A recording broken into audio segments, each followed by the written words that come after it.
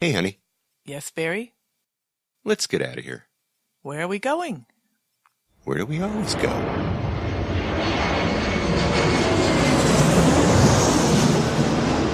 Así el viento, este ritmo de palmas, sin mi naturaleza, hasta encontrar la playa. Por eso grito al mundo, yo soy de Puerto Vallarta. Samba de Puerto Vallarta, noche de arrullo en el mar. Samba de Puerto Vallarta. Hello, fellow travelers, and welcome to this episode of the Puerto Vallarta Travel Show. I'm your host, Barry Kessler, and I'm just so happy to be introducing you to my favorite vacation destination. Maybe it's even yours, and that's Puerto Vallarta, Mexico. That music you're listening to is performed by Alberto Perez, and Alberto is the owner of the Lapa Lapa group of restaurants. Those are the Lapa Lapa, Puerto Vallarta's oldest restaurant on the famous Los Muertos Beach, and the El Dorado Restaurant and Beach Club right next door. So you can enjoy that fantastic view of the Los Muertos Pier, all lit up at night in beautiful colors, or during the day in its grand splendor. For breakfast, lunch, or dinner, seated with your toes in the sand right at the water's edge. It's so romantic. It's so Puerto Vallarta, my friends. This week, I'm going to introduce you to Alexandra Gordon, and she has a company called House Sit Mexico. We're going to learn about how some people exchange house sitting, maybe even pet sitting services, in exchange for a free stay in a home in Mexico. But before we get to Alexandra, let's see what's happening in Puerto Vallarta this week, the 24th of April, 2019. Puerto Vallarta is hosting a mariachi fair, and that is happening, it already is happening, April 22nd through the 24th. And let me read from Banderas News. Puerto Vallarta, Mexico, the Semana Santa and Pascua holidays are a time of celebration with plenty of cultural activities and music to enjoy in cities throughout Mexico. So what better time to host a mariachi festival? And since the mariachi originated in the state of Jalisco, what better place to host that festival than in Puerto Vallarta? And from April the 22nd through the 24th, ending today, Puerto Vallarta will host the 2019 International Mariachi Fair.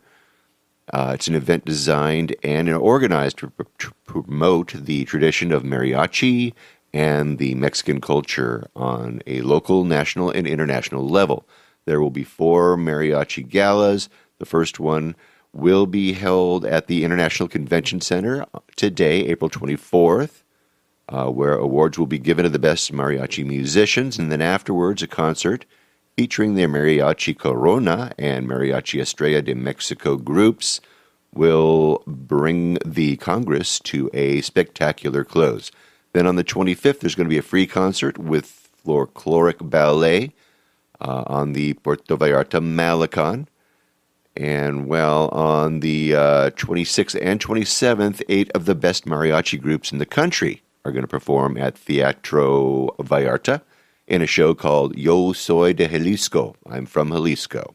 The mariachis, Toritos, San Francisco, Corona Guadalajara, Estrella de Mexico, Real de Oro, and Jalisco de Mexico will participate in all of these activities. There's going to be private and public concerts. The free ones are going to be on the Malecon. They were on Monday and Tuesday, and let's see here, Thursday. Coming up. It's going to be from 8 until 11 in the evening on the Malecon at the amphitheater over where the arches are. And there you go. Thursday the 25th is when you want to be looking for that. I have a link to that article in the show notes of this episode of the Puerto Vallarta Travel Show. Now, JR is going to be turning 79 years young. And don't you hate it when people say that? He's frickin' old. 79. Oh, my gosh. All right, anyway. Join in on one of Vallarta's craziest events of the year. Everybody who is in town needs to show up and say happy birthday to JR. It's going to be a great night. Sylvie and the Zippers are going to be performing. It's Sunday, April the 28th, from 6 in the evening until 1 o'clock in the morning. Okay, let's see if JR can make it that long. There's going to be 4 cases of free beer for the early birds, and that'll last about 12 minutes. And anyway, it's going to be at Que Pasa. Que Pasa is at the top of Achilles Cerdan, 625. I have a map in the show notes, and it's always a great time at JR's birthday bashes. Unfortunately, I will be missing JR's birthday again this year because my lovely wife, her birthday and JR's are 2 days apart, and I'm going to be home with her. So anyway, I'll be there in spirit, JR. If you guys are in town, need to stop in, have some fun times with Sylvie and the Zippers and God only knows who else, because oftentimes other musicians show up and jam along. So come on down. Once again, I have all the information in the show notes. Now, last week, I promised that I would lay out the situation that was happening down in Boca de Tomatlan. Let me start from the beginning, if we could. A couple weeks back, I reported on an article referring to people who were concerned after they witnessed heavy equipment doing a number on a section of the Rio Horcones Canyon, and they were constructing something, and they wanted to know what, and they were told it was going to be a hydroelectric dam. And so a meeting was held. We talked about this, like I said, a couple weeks back. They talked with the local leaders in the neighborhoods, and Profeca, and from Puerto Vallarta. Profeca, of course, is the EPA, it's the Mexican EPA version, I should say.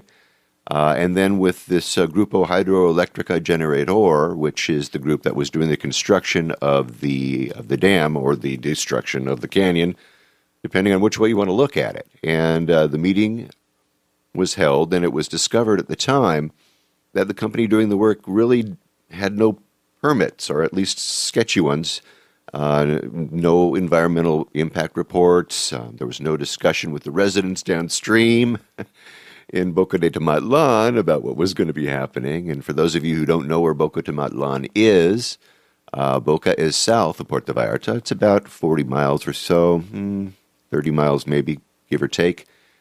And Boca de Tomatlan is the outlet for the Rio Horcones, the Horcones River, as it empties into the Pacific Ocean. And it's in Boca de Tomatlan where you can get a water taxi or a panga, and you take that to one of the more southern beaches like Yolapa, Las Animas, Colomitos, and so forth. We've talked about that. It's a bustling little community, and they've got a new Malecon down there. They've got shops. They've got toes in the sand beach restaurant experiences there. It's a quiet, sleepy, little laid back fishing village. Anyway, we talked about how work was stopped on the project, and it seems that at the time, things kind of quieted down, but then things got moving again, and some protests began springing up. There were a couple of them that I reported to you about last week. And anyway, last week I promised you that I would lay all of this out for you.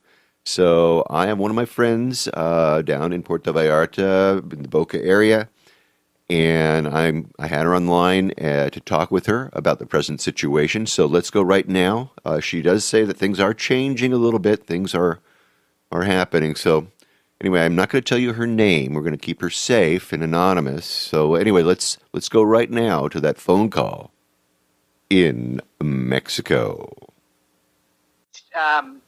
In the last 24 hours. Yeah, what's going on? Well, Fernando Corona, I don't know if you know who he is. I do not. He is an ex-mayor of Vallarta, very, very powerful. Uh-huh. Anyway, and he's also the owner of Garza Blanca, among other places. Oh. Okay, so he supposedly was the one that was behind the dam. Well, he gave an interview today denying that he had any connection to it whatsoever.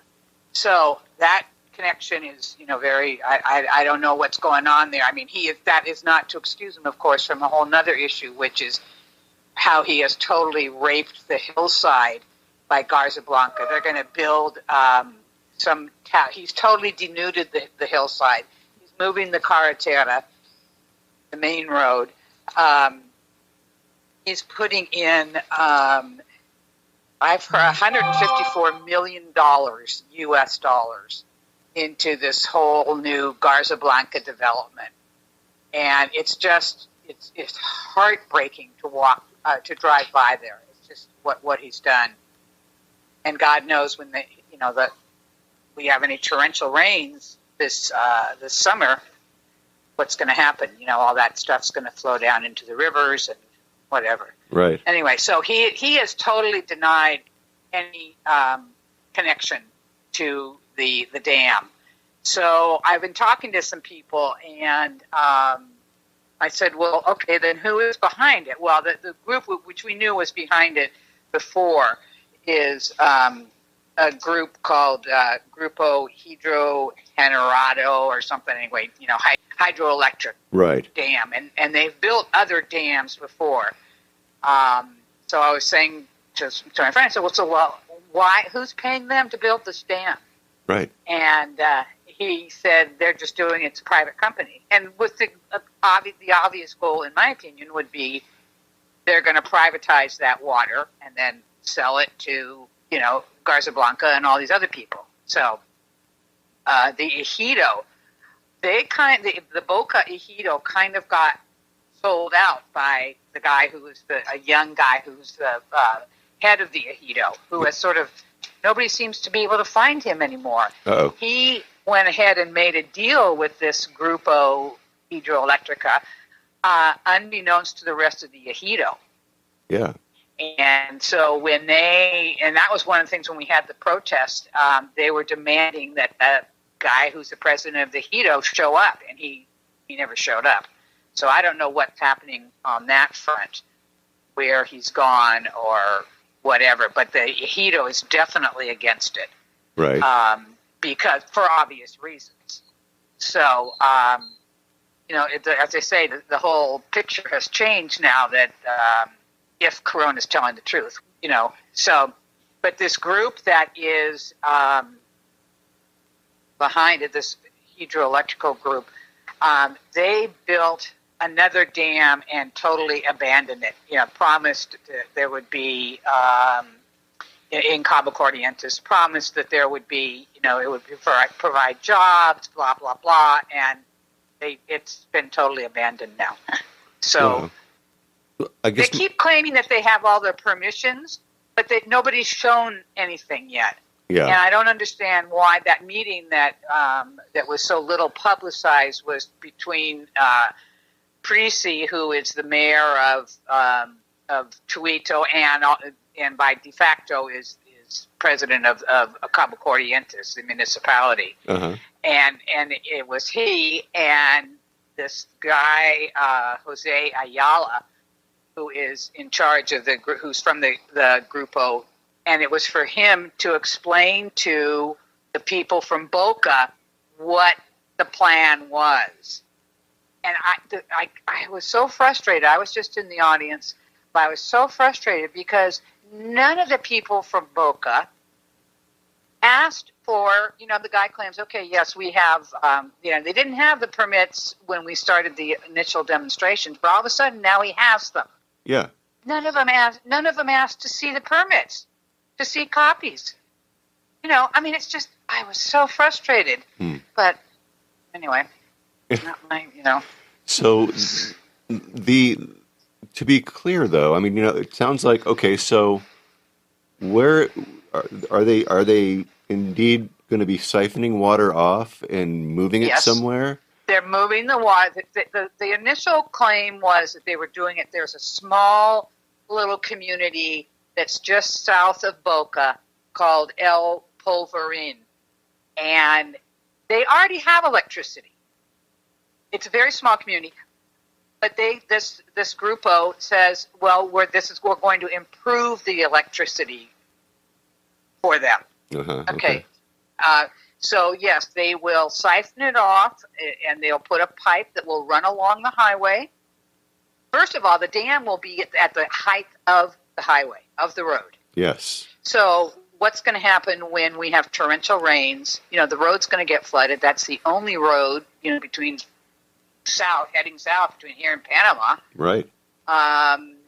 So what's going to happen there? What's going to happen? And just the thought of being a frequent traveler between Vallarta and Puerto, the thought of the disruption that's going to go on when they start building this, of how they're going to the road will be closed, off periodically. Sure.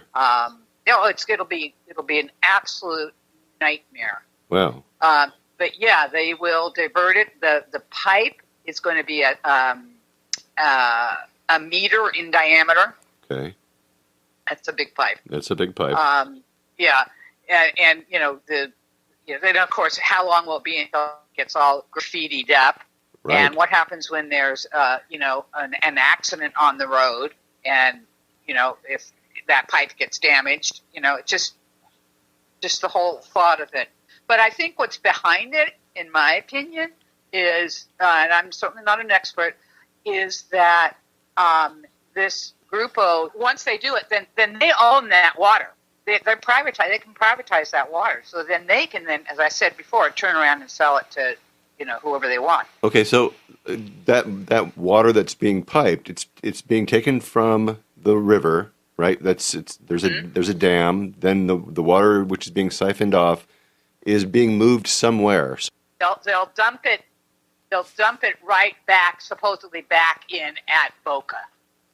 Okay, so but they're doing it to generate electricity. Okay, so this pipe is the generating. This is the water they're using to generate it. It's still going to end up in the ocean, but so they say, yeah. But they're bypassing the river. Yes, that's my understanding. So where is it that exactly geographically that they're building this? It is a little bit north of Chico's Paradise. No, because it'll start beyond Chico's Paradise. That's where the dam will start. They'll build. There's no defining marker, so you can't see. I mean, there's just, if you drive by, you can see, where they had started the work and then they got shut down. Yeah. Because they didn't have any of the permits, and then they went and paid off the people and, the government people, and now they have all their permits. Right. This is very distressing. So, totally. What about the people in Boca? I mean, what do they feel about this? Oh, they're very upset. That's why they're, the majority of the people in Boca are totally against it, because they don't know what's going to happen with that water, for one thing. And more importantly is this Grupo claims that there will be no, I just can't even say this with a straight face, that there'll be no environmental damage, and yet they will be using dynamite to blast the rocks out so they can build the dam. And they're saying there's no, are you kidding me? Yeah. There's an endangered species of, birds, fish, everything. And they're claiming, no, there won't be any environmental damage. All right, so this dam, you can't make this stuff up. No, you can't. You can't make it up. Oh my. Okay, so is this like a done deal? Is this like done, or is this something that people can do something about? Well, supposedly they have the permits, but nobody has seen any of those permits. And when I drove by there, they shut them down, and they had a big, clausurata sign up. That's gone now. The people of Boca are keeping a really close eye on to see if they're starting up the work again. Okay. And I don't know if they have a drone. If the Boca people have a drone that they're, surveying that area or what. But I just drove by there yesterday, and there was no work being done. Okay. So, and the whole thing is, if they have all the permits and if they're so supposedly so legal, why did they start it in the middle of the night? Yeah. And what happened to Yeah. Profeca, though? I mean, I know that you brought them in on the first meeting, and when they were shut down, did they disappear? What happened to them? Yeah, they got paid off. Okay. Yeah. Only in Mexico. What about the rumors of some resort coming down near Miss Maloya? Las Animas? Oh, that I don't know anything about that. Okay. I hadn't heard that at all. Okay, good. But I do worry about when we get any torrential rains this summer. Right, what's going to happen. And we should all worry about if there's a drought. And you're already getting water shortages out in Punta de Mita. They're having protests out there for shortages of water. So, yeah, right. I mean, I don't know that this would have anything to do with a shortage of water, but there's just stuff when you start playing around. When you start playing around, and when you start bringing in more people, and Exactly. I love Mexico with all my heart. I've lived here full time for 15 years. I would never, really want to live anyplace else. But the corruption just gets to me so much, and that's it's just greed, and that's what this is all about. It all has to do with the economy, and money talks. Yeah. And yeah. Well, I mean, I don't know. I don't know if there's any kind of a campaign we can do, or if this is just a done deal, or there was a fund at one time, wasn't there, or is there a fund? Yes, yeah, there was a fund. There's on a GoFundMe. They had it both. They had two of them going because one was in English and one was in Spanish. But anyway. Okay. And that was to, pay for legal things and all that. But the most important thing is that it has changed since this all came to light a couple months ago, is that the people of Boca and the Mexicans are starting to take control. So I don't know what they can do, and I don't know what the status of it is. They were supposed to have another blockage of the road last Tuesday, and at the last minute it got called off because they asked the municipality asked them not to do it during Semana Santa. Well, hello, that was the whole purpose of it. But they backed off, so I don't know what they promised them. They must have probably because the guy that was leading the protest that I went to, he's a teacher. Professor, and he seemed to have the crowd pretty much in control, and it was a very peaceful thing. There wasn't any, but the people were very determined. But as I say, I don't know where it's gone now. There is a group called the Dam Resistance Committee of Boca, as well as the Fido. Now, okay, is stepping up and running the protests and stuff like that. Right. But I have not heard anything lately. Okay. Well, I'll put links to all of that stuff, and maybe they might even have a Facebook page. Who knows, right? Yeah. I don't think that they do yet, but they may. I don't know. Do you read Spanish? Yes.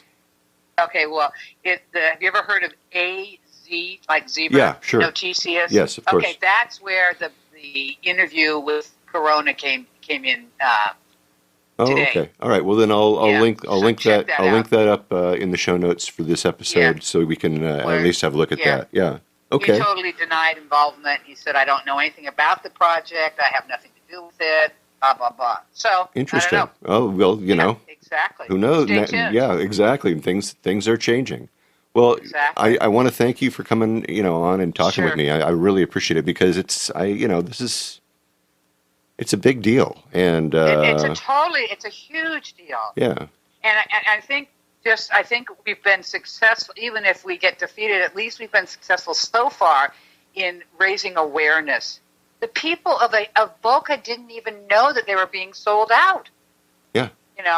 And so at least they're becoming more active, and we're trying to spread the word as much as possible.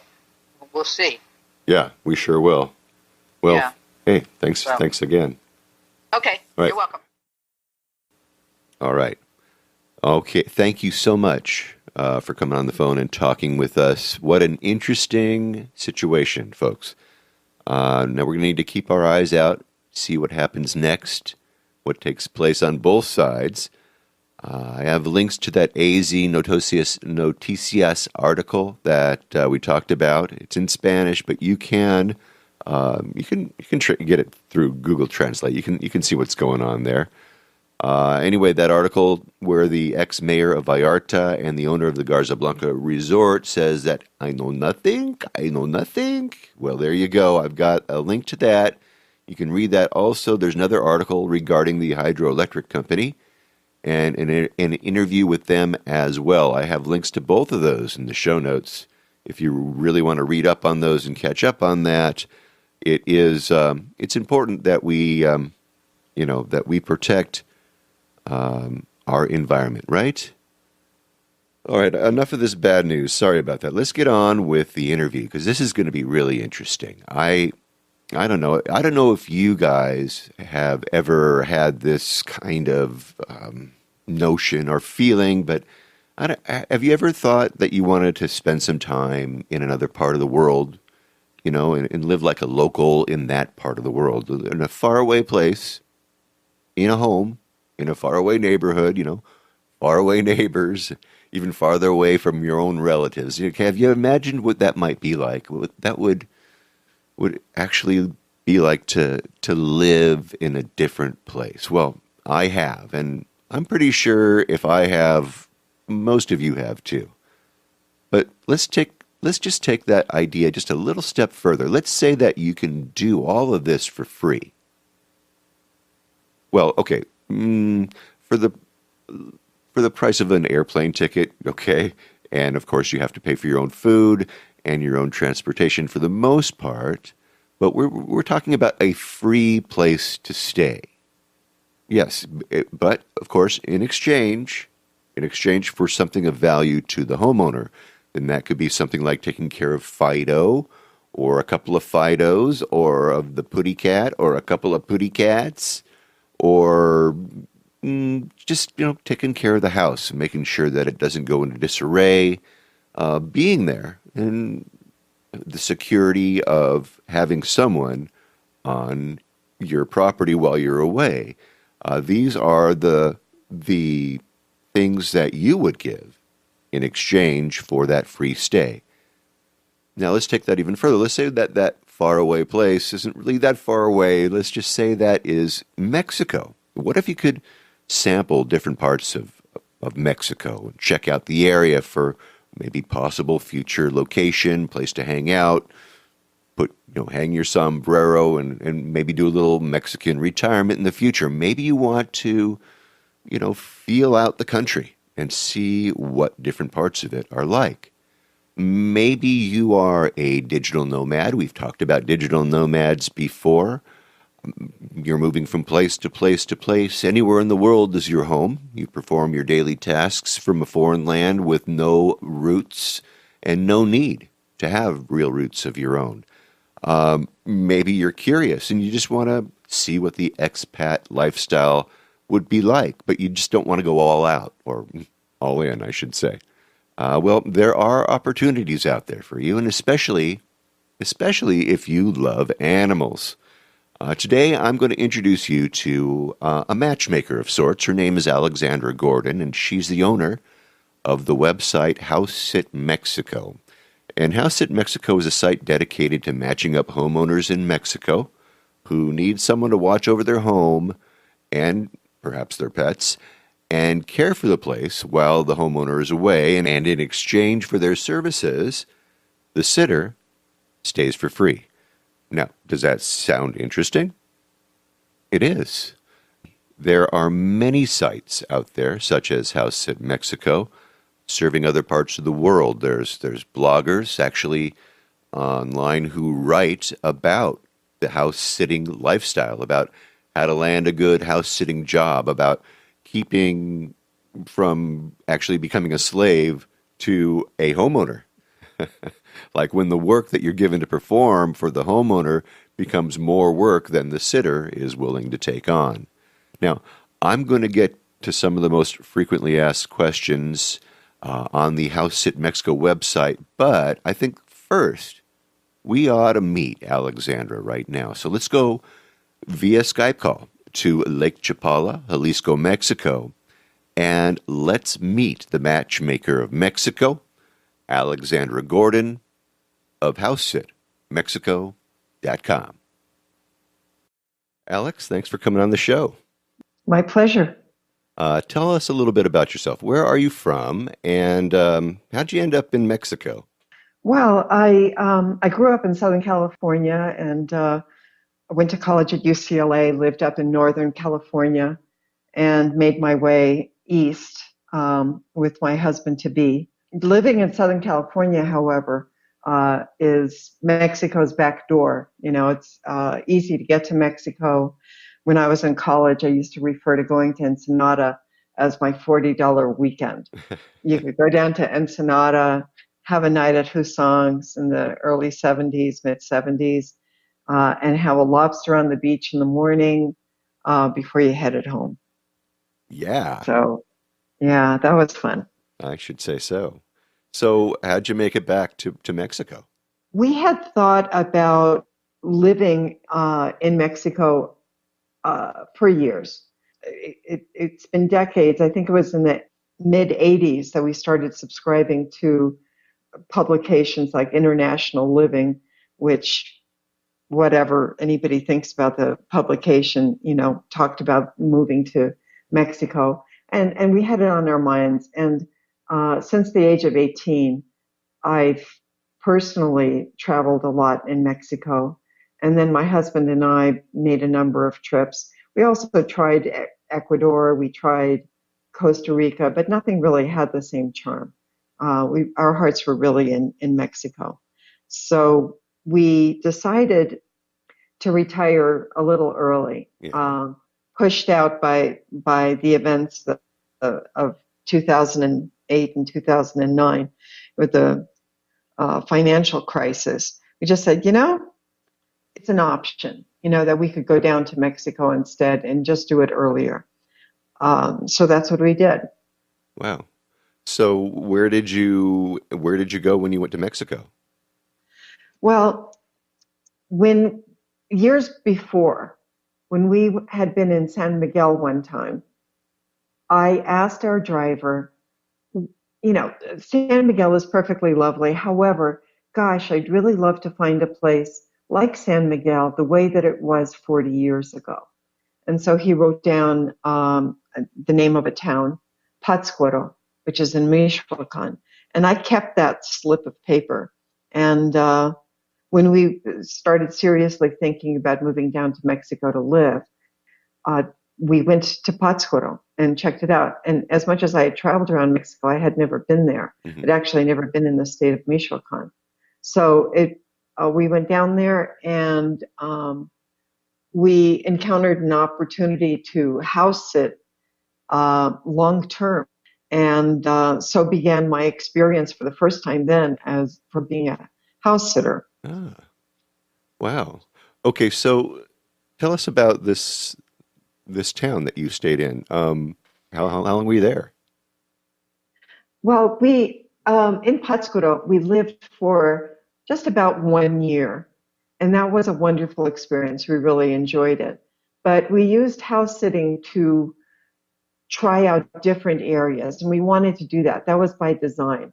And so we went to San Miguel de Allende to check that out, and we didn't care for it. And so then we went to the Lake Chapala area, and as a year-round destination, we really found that that worked for us, and that's been where we've settled.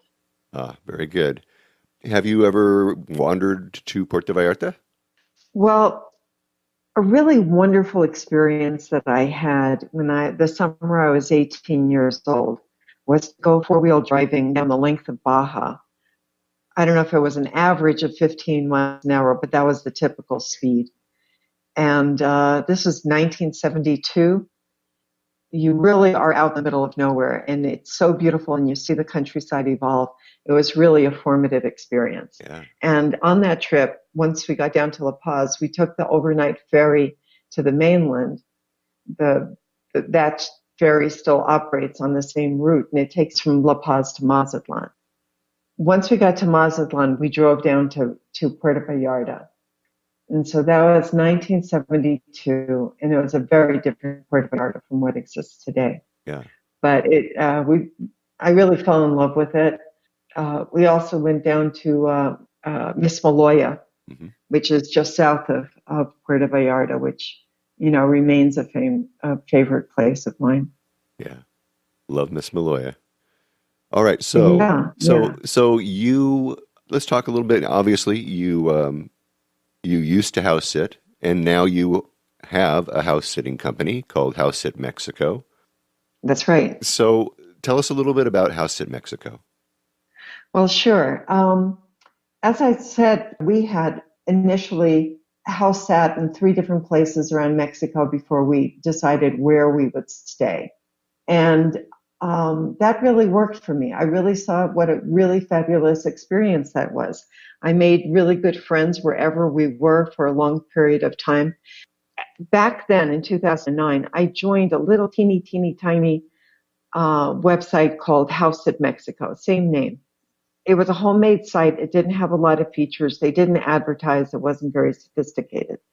And because I had a background in media, I spoke to them about things that I thought that they could do to improve the site. Well, the gentleman who made that site passed away, and his widow recalled my coaching as to how they could improve the site. And she offered it to me. She didn't want to run it herself. And so I bought the name House at Mexico in 2016. I shut down the site that they had, and I spent the balance of that year creating the new House at Mexico. And so it was launched publicly in November of 2016. So we've been online at this point 27 months. And it's been going very, very well. There's a real need for this kind of service, both from the house sitters and the homeowners, the pet owners. And it's really fulfilling a need, and people are getting a lot out of it, which really makes it a pleasure for me. Yeah, no kidding. So what kind of people are these house sitters? On the house sitter side, it really sort of falls out into 3 general descriptions of who are the house sitters at House at Mexico. The first group I would call the professionals. And these are people who have extraordinary resumes, have lots of references, and are often digital nomads traveling the world.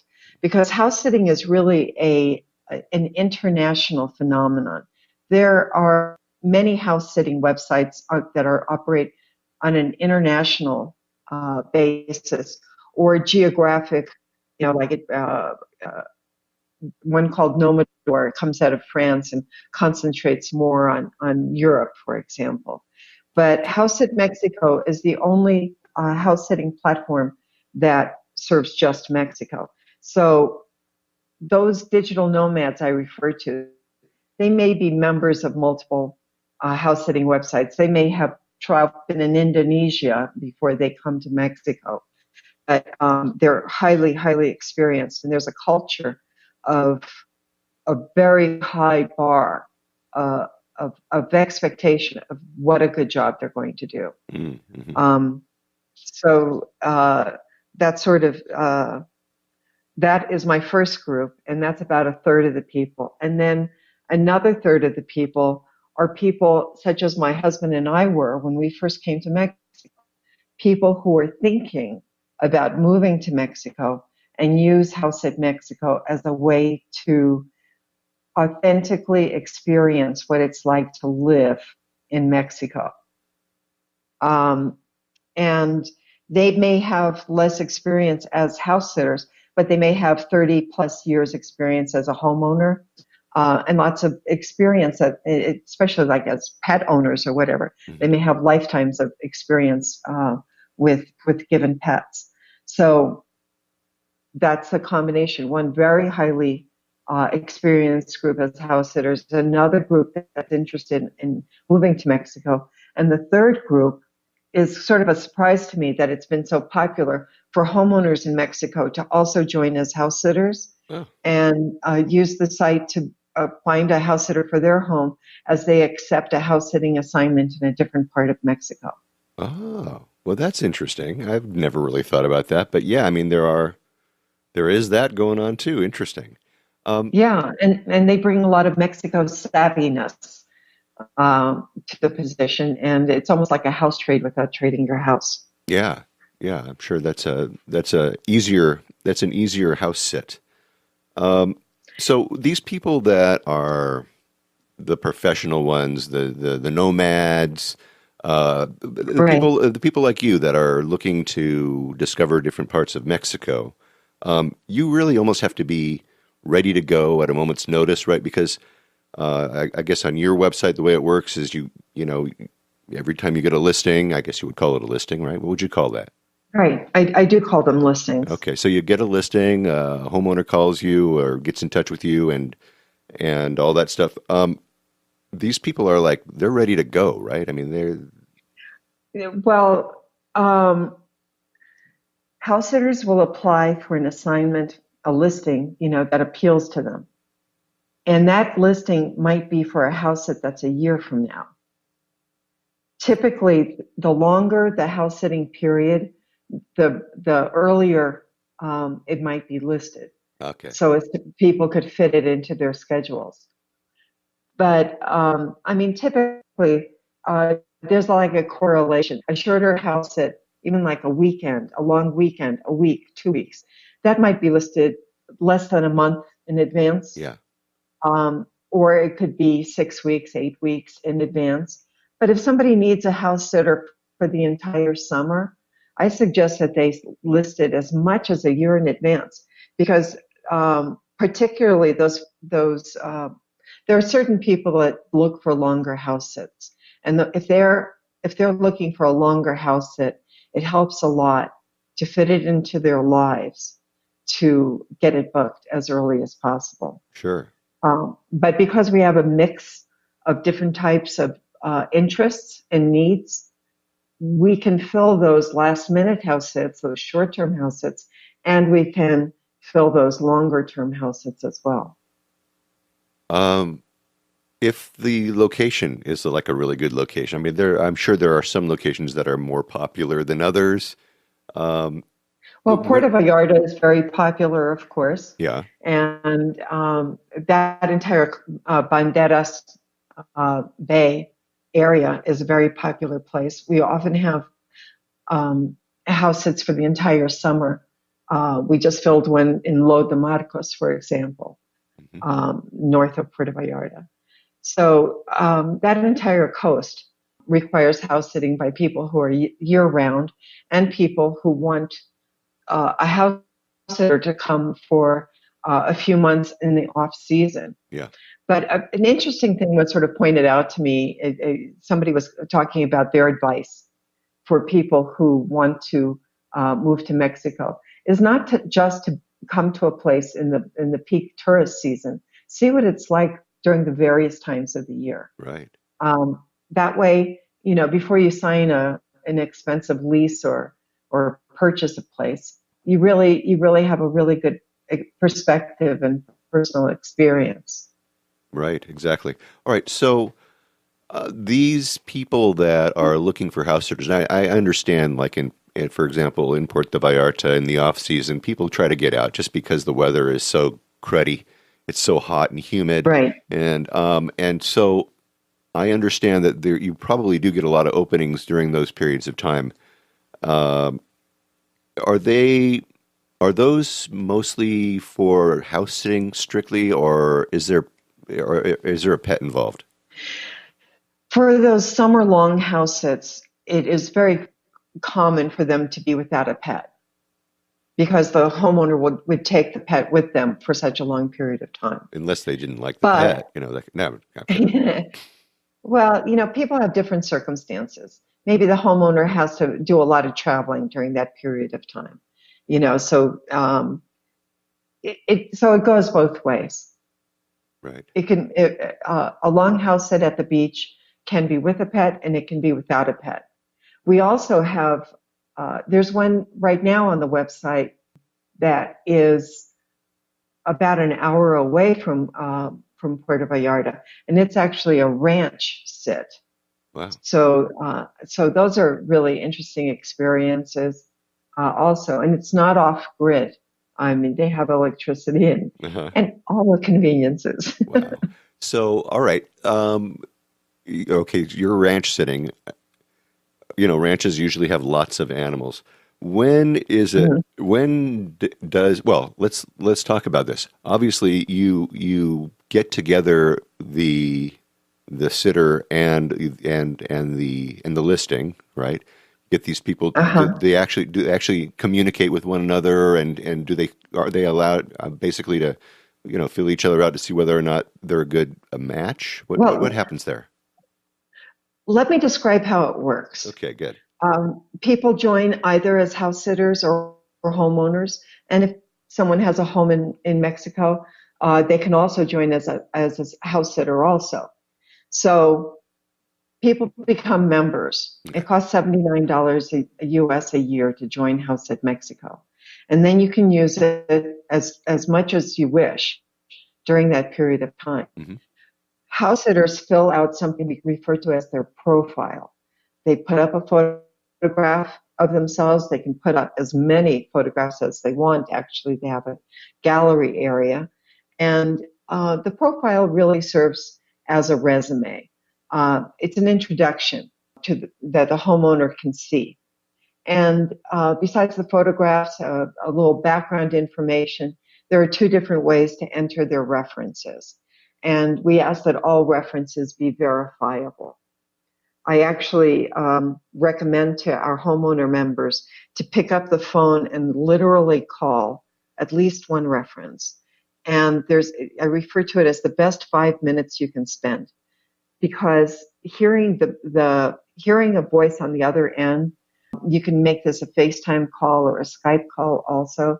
In a short period of time, you get a feeling for what that sitter was like to have served as a sitter for this other person. Right. And you often get some good tips, but it's a brief conversation, and because my feeling about vetting services is that they can be played. And it means nothing really to call a local police station and be informed by them that somebody hasn't been arrested. That's not vetting. And anyway, we have found that this system works out pretty well. Yeah. And homeowners, when they join, are typically motivated to join because they want to find a house sitter.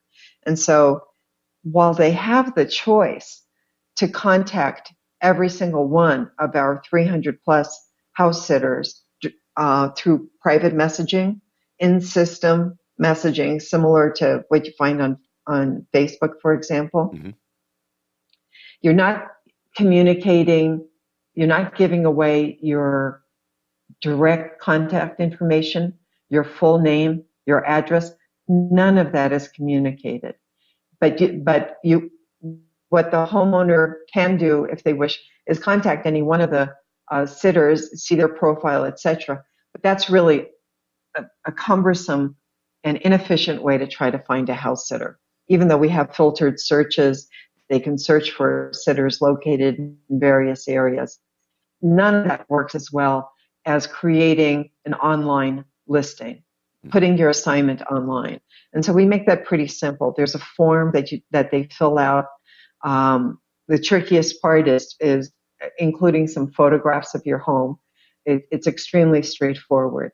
And then they submit that listing. In that listing, they have described when the house set is, if there are animals and to be cared for, what kind of animals they are, included photographs of the pets, and included photographs. I ask, given that house sitters sit for free in exchange for a free place to stay, it's fair to show the sitters where they might sleep, where they can fix a meal, where they can relax. Just some very general photographs of that type, and then maybe a beauty shot of your view or the house. Hmm. So that is all put into the online assignment. I get a chance to go over it. Sometimes I tweak some language, to help sell it a little bit, communicate what the value, what the opportunity really is of the house, and I publish it. And as soon as I publish it online, hundreds of emails go out announcing it to all our house sitters. And then on the weekend, we send out a weekly digest to hundreds more people who have subscribed for free to receive the weekly digest of new listings. So all of that information goes out, and the homeowner can basically sit back and wait. Usually not very long do they have to wait to start receiving messages. And we notify them via email. They go to the House at Mexico website, and they can see the message that was sent. The message has a link to the house sitter's profile. So before they even respond, they can see all the information about this person, and then they can go back and forth and communicate, very similar to PMing, until the homeowner finds someone that really connects with them, that they feel good about, and then we guide them with advice through this. But they take the next step to speak with them on the phone, communicate directly on email, have a voice over IP, Skype call, which really is great for everyone involved. That's a great way to meet the pet. The homeowner often likes to carry the computer around, or the iPad or phone around, and show them the house. And a lot of friendships have actually come about through this process. People really connect in a really very positive way. Yeah. It's referred to as a win-win-win, and it's a win for the homeowner who can get pet care and house sitting in confidence. It's a win for the house sitter who has this wonderful experience staying there, and it's a win for the pets. Mexico is not known for its great kennels or alternatives for pet care. And if a homeowner or renter has friends just stopping by to feed the pet, that's a really lonely situation for the pet.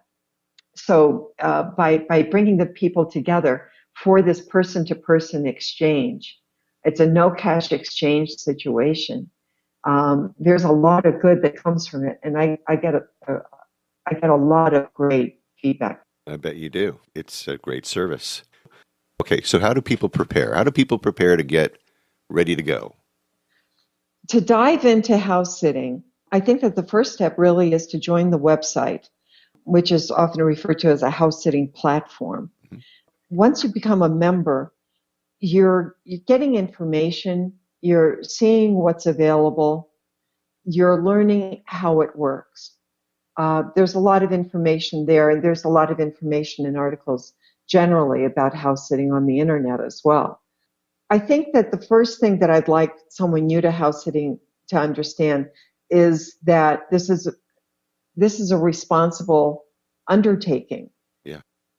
It's an exchange of services for a place to live. This is not something to do if what your intention is to party. But very fortunately, this tends to work out pretty well. Yeah. And a homeowner can be very perceptive about what the desires of the house sitter are. And typically it's really, people get the position of being a house sitter when they communicate with the homeowner and they just connect, that they can relate to each other, that the homeowner or renter just gets it, gets who they're talking to. So I imagine that most of the people that are listening right now who might be interested in house sitting might never have been house sitters before. So that would be sort of like I was, back a decade ago, coming to Mexico and house sitting in different areas, getting to know what I liked, where I liked to live, and what it was all about. So joining the website gets you a lot of information, seeing the available listings. There's a lot of geography to learn. Sometimes people aren't aware of what the different parts of Mexico are like. Yeah. So we try to share a lot of those kinds of links for various resources. Those kinds of things can be found on the House at Mexico website also. Good. All right. So if somebody was going to, well, they're moving into a totally strange town and they're house sitting, I would imagine that they also should prepare themselves as far as knowing where all the medical services are, making sure that you have proper traveler's insurance. I mean, you probably require that, or maybe you would suggest it strongly that these people get traveler's insurance if they're not living in Mexico. I think that that's a very personal call. I wouldn't presume to advise somebody about that, but I'll tell you that medical care in Mexico is quite affordable. Yeah. Even though a lot of older gringos who live in Mexico, they use the term that they self-insure, that they will always have a kitty of cash. Personally, my husband and I carry Mexican health insurance. Mexico actually has really wonderful medical services available to expats. They have universal health care as a policy in Mexico, but expats at our income level typically will find that that a $40 1.5 hour long visit with a specialist in Puerto Vallarta or in Guadalajara is a deal. Yeah, for sure. And that's what it is. It's 800 pesos, and that's the high end. They spend time with you, and they spend long enough so that they find out something that they wouldn't have learned in a brief interview. And in terms of educational quality, the major cities certainly offer that. And you'll find that gringo areas are typically in the areas where there is good medical care. Definitely. Because those people, the owners of that home or the renter of that home, lives there year round or lives there much of the year. And particularly because virtually very close to all of our listings are the homeowners and renters are retired. And so being close to good medical care is an important thing. And so if you go house sit for them, they will have emergency lists for you. They will tell you, who to contact for your personal emergency if you have a health emergency, and who to contact for their pet if there's a pet emergency. Yeah. So that kind of information is given. And homeowners and renters will typically also invite their neighbors and friends to come meet the house sitter. Personally, I've been to a lot of such events around the Lake Chapala area where I live, because a member will invite me to come meet the house sitter that they found through House at Mexico, which is really terrific. And, immediately it's kind of like somebody comes into town and immediately has an address book full of people to get to know better or to call on if they need some help with something. Yeah. Wow. This is all right. So there's a couple other interesting things about what you do there. Tell me about, because we're talking about all of Mexico here. Are there specific favorites that people like? Are there places that are total surprises? As far as locations. I think it makes sense that we have more house sits available where there are Americans and Canadians and other English-speaking people residing in Mexico. So those places are going to be a little more represented than places where fewer English-speaking residents are found. So we do have a lot of house sits all around the Lake Chapala area, all around San Miguel de Allende, the Bay of Banderas area, Puerto Vallarta and even more so in the outlying areas around the Bay of Banderas. Yeah. And as much as I had told you, like I traveled around a lot in Mexico. My the summer I was 19, I traveled by myself for 3 months in Mexico. In those days, there were still passenger trains, Yeah. and it was basically buses and passenger trains, all public information, and that was really a great experience. But and even despite coming to various parts of Mexico myself on various trips before moving here, I'm getting surprised all the time.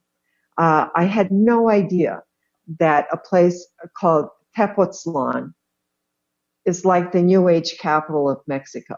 It's like, who knew? I But didn't it's know. outside, yeah, it's outside of Mexico City. It has these dramatic mountains, uh, and it's a place that even well before the Spanish conquest was thought as a spiritually important place. So I learned about Tepoztlan. We've had a few house sits available in Tepoztlan. And on the last one, I put in the headline, Mexico's New Age capital. So, to help introduce people to places like that. Yeah. When we had the house sit in Lo de Marcos, 40 miles north of Puerto Vallarta, I said popular beach town, So, we try to help people along to discover different places that may not be landmark and well-known places to them. Yeah. Wow. All right. We'll get back over to House Sit Mexico in just a second. I'm going to ask you a couple of questions about the Lake Chapala area. Sure. Tell us, because, Lake Chapala is within striking distance of Puerto Vallarta, especially when they finally finish that road, right? Yeah, All that'll be right. 3.5 hours then. Yeah. So Now it's now wh- it's longer. now I know. Yeah, I know. And it keeps getting washed out. And here we come to the winter time pretty soon, and it's going to get washed out again. But okay, rainy season, I should say. Yeah. But let's talk about where you live. How did you choose to live there? Was it because it was a large expat community? What was it that made you settle down there? It was a surprise to me, frankly, how much I liked Lake Chapala. As a young person traveling around Mexico, I think it had a reputation of being like a retirement place. And actually, I did touch ground here, but I remember very little of it from the mid 70s. But when we came to stay here for a while, what are the charms of the area? Well, I hate to oversell it because I'm telling you, it's getting a little overoccupied. And there's a question about whether the infrastructure can withstand it. Yeah, right. But the climate is kind of like what they sing about in Camelot. It's a perfect climate year round. And when it rains almost exclusively at night. So you wake up to a fresh, beautiful day. So the weather really is a tremendous benefit. And visually, I've always loved to live having a view. Yeah. Views have always been really important to me. And the Lake Chapala area is full of amazing views. Of course, looking at the lake is the most enchanting view, but the view of our mountains is also great. But the thing about looking out at Lake Chapala is that it almost looks like an inlet or a bay on the coast because the lake is something in the vicinity of 65 miles long and not that wide. I'm not sure how many miles wide, but it's a long lake. And you look across it and on the short way. Anyway, it looks a lot like the ocean. It looks as if I got my quota of being near water to look out at that lake. You can't see the ends of it, from the Ajijic, San Juan Costa La Chapala area. You have to turn your head to see one end and then turn your head all the way over 180 to see the other end. So it really feels like a really big piece of water. And the water also tempers the climate. It's dry. there's no time of year that it gets humid. So that's a huge selling point for people.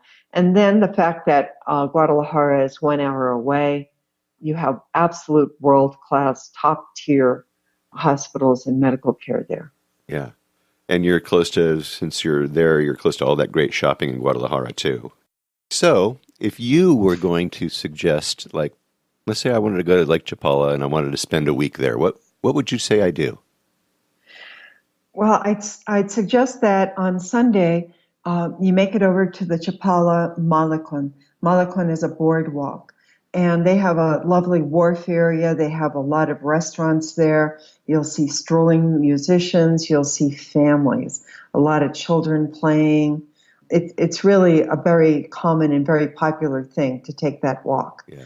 And of course, stop, have some good food. There's even an Italian gelateria right there. So that's something I'd suggest as a Sunday outing. That area of Chapala is historically like the President Porfirio Diaz, who the revolution was fought over to kick him out. He used to summer at Lake Chapala. Oh. So this is kind of like a well-known place in Mexico to go for the lovely weather. And then I would say on Monday night, you can go dancing at Adelitas, a popular place where the jam band will play on Monday nights, and very hard to get a reservation during the winter season. Mm. And they sound great. And they play a lot of old rock, some Carlos Santana, really wonderful stuff. And that's a lot of fun. You have dinner and dance the night away. Nice. We also have a nightclub in town now called The Spotlight, where acts from Puerto Vallarta come over and perform there as well. And one day while you're here, I really recommend going. It's a short Uber ride or a short bus ride, like 15, 20 minutes away from Ajijic. Going west on Lake Chapala is the town of San Juan Cosala. And in San Juan Cosala, there are thermal baths. There are a variety of spas. And I have a favorite. For the last several years, I've had my birthday celebrated with the girls, my girlfriends, which you have a lot of when you're retired. And we have a spa day and then have a lovely lunch at the restaurant at one of the spas here in San Juan Cosala. So I think that would pretty much, fill up a lot of people's activities. There's lots of shopping in Ajijic. There are plazas to hang out at and to just take your time and enjoy the environment. It sounds like fun. I got to get over there. Yeah. Let's go back to House at Mexico. When you sign up, let's say you sign up for House at Mexico, and you are, as you said, you're in this database. And so if I could just try to get this straight, when the homeowner has this listing, lists the house, and right, then you put it out there, and then right, they start receiving the emails, and then they pick from those emails, right? Or they're not just going out into the database and saying, "Hey, are you available?" They're actually answering these emails, right?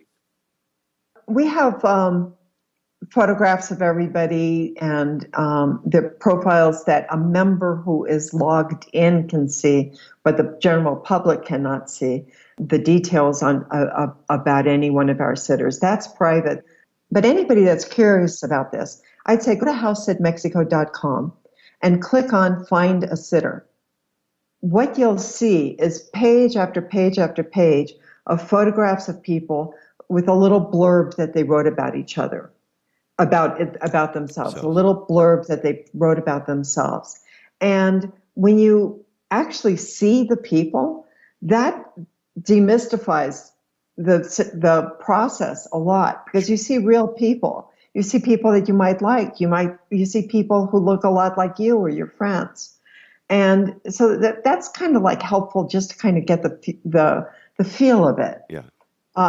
And if any homeowner who needs a house sitter starts by approaching people, sitters directly saying, hey, I need a house sitter, this is the location, this is the time period, that's really not the way to go about it.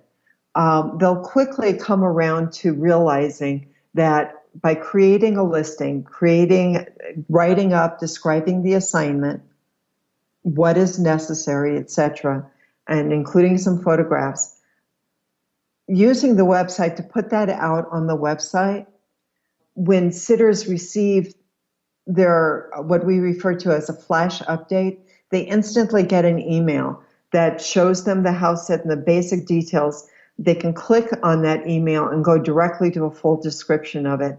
And if the sitter is interested in that, it's one button to click to come to the message center where you can type out what you want to say. And when the homeowner receives what you send to them, there will always be a link to your profile so that they can get an idea of who you are and how you've introduced yourself. Excellent. Cool. All right. So if a homeowner wanted to sign up with you, how would they go about doing that?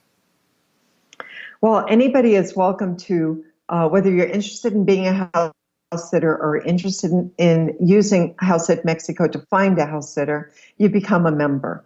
I'd recommend seeing the How It Works section at housesitmexico.com. Take a look at the various links, get an idea of what the website is about. And then there's a link up in the upper right-hand corner for pricing. You click on pricing, and it will show you that all of our memberships, a one-year membership, whether you're a homeowner or a house sitter, is $79 US. Click on that, fill out the information, and immediately you have what we call a dashboard. You're given a member's dashboard after you've created an account.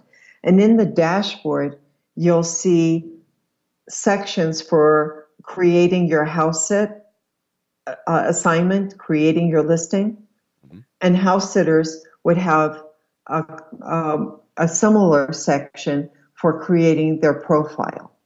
Aside from that, there's the message center and a membership, preferences area. And we also have a review section where both homeowners and house sitters can review each other after the house sitting experience is over. And that recommendation or that reference becomes part of their profile. And for homeowners, it's great when they've had house sitters before who really enjoyed sitting for them and getting to know their pets, caring for their home. And those comments are also part of the listing going forward the next time that they seek a house sitter. Excellent.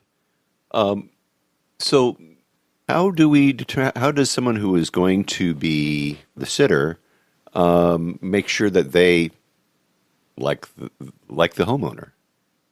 It's really a person-to-person relationship. In many ways, I think of a house-sitting website such as House Sit Mexico being similar to a dating website. Okay. Because you meet and you have a platform that allows you to communicate at a distance, get to know whatever. But then when you at a certain point you make a decision to learn more about each other or to have a Skype call, to consider entering into this agreement. It's really a person-to-person situation. And I can tell you that the only less than perfect house sits we've ever had, it hasn't been, the problem has not been anything to do with ethics or theft or anything like that. It's been whether people liked each other. Mm-hmm. So I encourage both homeowners and house sitters to, take a few minutes, communicate back and forth and be sure that you get along. I mean, it's not a marriage proposal. It's not forever, but it helps a whole lot if you find somebody that seems like a reasonable person who can be respected, to assume and respect the responsibilities that they're given. Yeah. So that's the challenge, and that goes both ways. Yeah, it does. Have you ever had an experience where the sitter just had to go, had to leave, got sick, got scared, something happened, anything like that? We've had like a death in the family where the sitter couldn't arrive. And that sort of thing also kind of works both ways. The sitter may have bought tickets to fly to your location, and all of a sudden you tell them, "Oh, my trip got canceled and I have to stay. You can come spend one night, but then you have to go." You know, Yeah. it's extremely unlikely. It doesn't happen often, but we try to respect the commitment that both sides have made. Sure. Yeah, because And otherwise, you got an empty house and maybe a pet that's not being taken care of. it really has not tended to be a problem. Yeah. Well, good. Because it is a person-to-person situation, I would be misleading to say that it doesn't involve people. And people, life interferes sometimes. Yeah.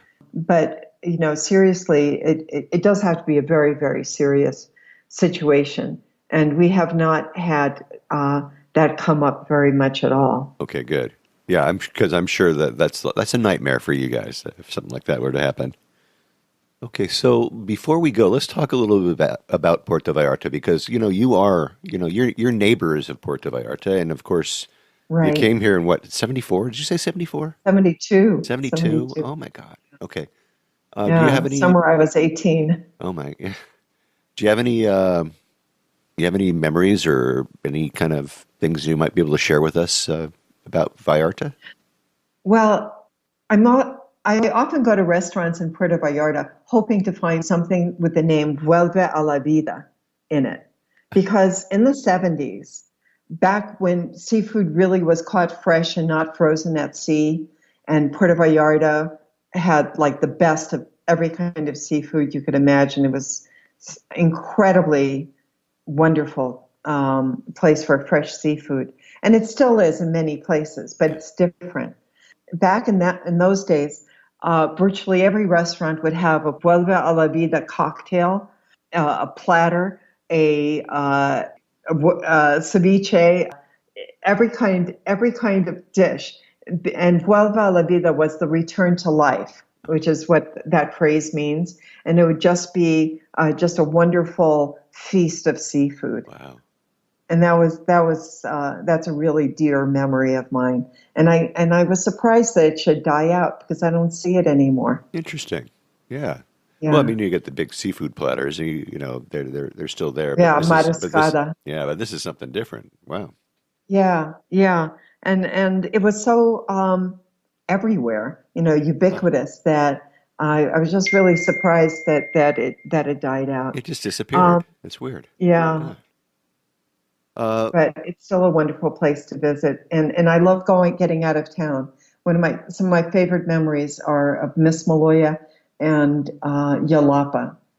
If you have the opportunity to spend like half hour or so on a boat ride to go south of Puerto Vallarta to Yalapa, definitely do it. It's a great excursion. Oh yeah, for sure, absolutely. All right, tell us again. How do we get a hold of House Sit Mexico? You find House Sit Mexico at housesitmexico.com. That was simple. And we come up very well on searches also. Just search the separate names. It'll bring you to our site. A big international house sitting website is likely to have the ad at the top of the page, but we'll be right under there. So you can just Google House Sit Mexico also and find us. Fantastic. All right then. Is there anything else that I missed? Is there something else you want to cover before we say goodbye today? No, I feel like we've had a really great conversation, And I just want to tell people that we also have a Facebook page, which is House Sit Mexico, 3 separate words that you can find either there or through the housesatmexico.com website. If you click down at contact, you're really welcome to reach out to me. I do a lot of customer service. I help a lot of people. And if you're interested in what we do, all the better. Fantastic. All right. Alex, I want to thank you so much for coming on the show today and for introducing House Sit Mexico to me and my listeners. I truly appreciate that. It's my pleasure. Wow, that was a very interesting subject for sure. And as far as travel insurance is concerned, when we talked about that, I just want to put in my 2 cents worth.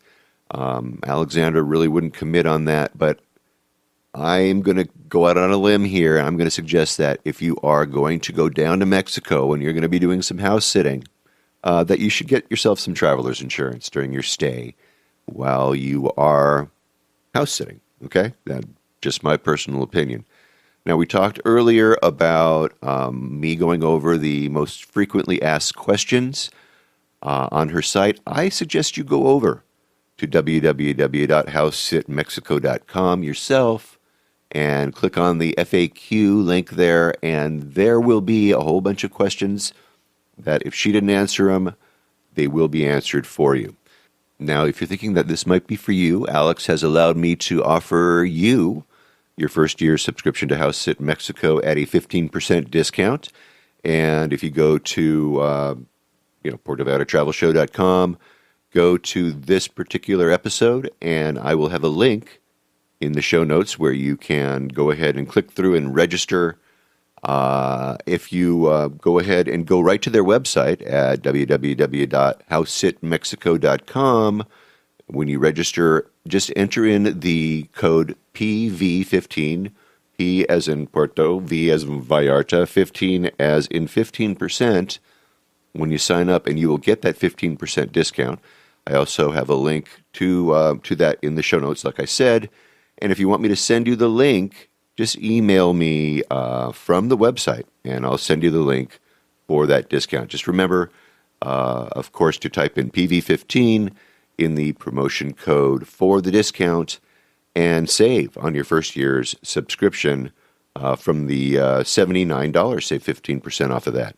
And if you do happen to land a house sit in Mexico, or if you are a homeowner who wants to find a sitter, let me know how everything went for you. Everyone here wants to hear about your house sit experience for sure, okay?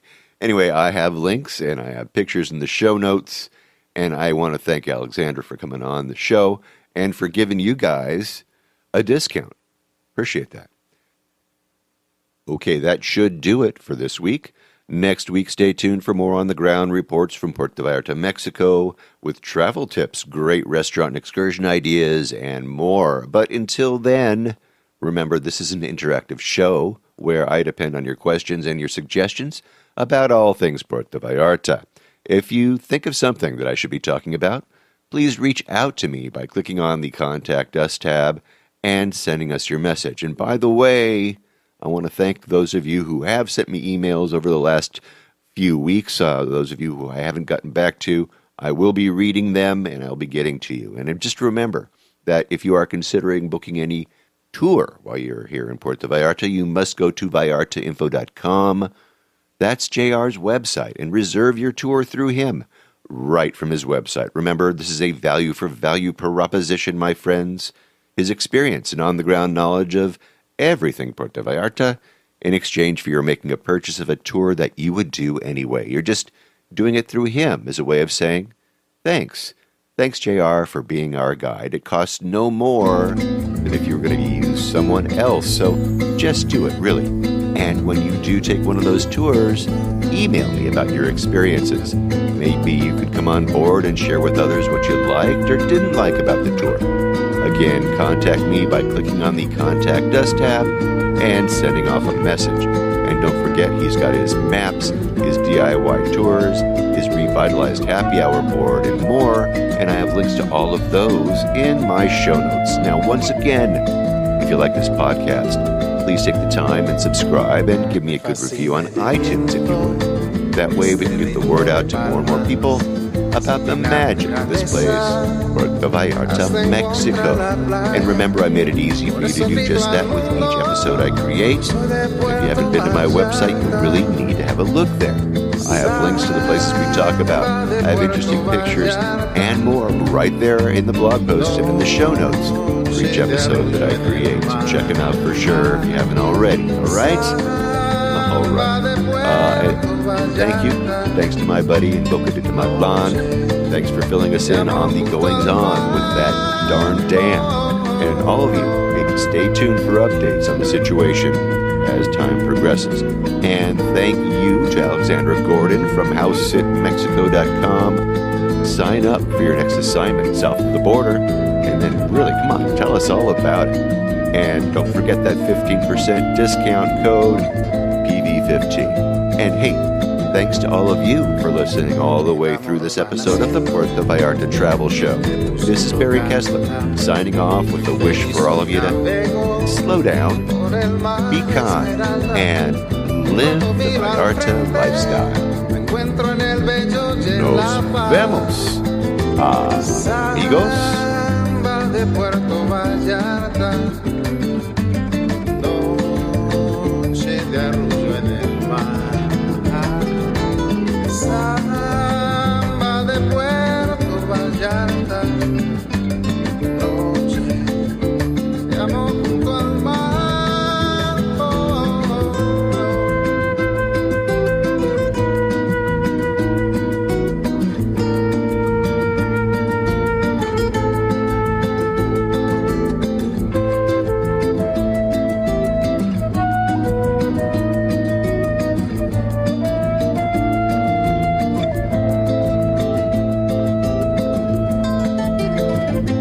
Solo camino, perno por la playa, me encuentro junto al río, cuando todo está en calma, pronto cae la noche, brillas Puerto Vallarta, samba de Puerto Vallarta.